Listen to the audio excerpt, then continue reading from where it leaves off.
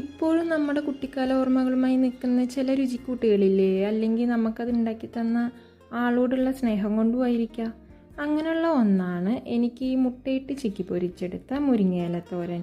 ആദ്യം ചട്ടി വെച്ച് എണ്ണ ചൂടായതിന് ശേഷം ഒരു പച്ചമുളകും ഒരു സവാളയും എരിഞ്ഞത് അതിലേക്കിടണം. അതിട്ടതിന് ശേഷം നന്നായി വഴറ്റിയെടുക്കുക.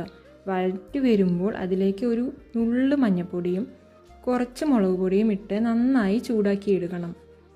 അത് മൂത്ത് വരുമ്പോൾ നമ്മൾ വൃത്തിയാക്കി വെച്ച മുരിങ്ങയില അതിലേക്ക് ഇടണം. മുരിങ്ങയില എപ്പോഴും ഇടുമ്പോൾ തോനുണ്ടാവും, പിന്നെ അത് ചൂടായി വരുമ്പോൾ വളരെ കുറവേ ഉണ്ടാവുള്ളൂ. അത് എല്ലാ ഇലകളും അങ്ങനെ തന്നെ അല്ലേ? പിന്നെ 3 മുട്ടയിലേക്ക് ഒരു നുള്ളു ഉപ്പും ഒരു നുള്ളു കുരുമുളക് പൊടിയും ഇട്ട് മിക്സാക്കി എടുക്കണം. എന്നിട്ട് മുരിങ്ങയിലയിൽ നിന്ന് നടുവകഞ്ഞ് ആ നടുവിലേക്ക് ഒഴിച്ച് കൊടുക്കണം. എന്നിട്ട് മുട്ടയൊന്ന് ചിക്കിയെടുത്ത് എല്ലാം കൂടി ഒന്ന് മിക്സാക്കി എടുക്കുക.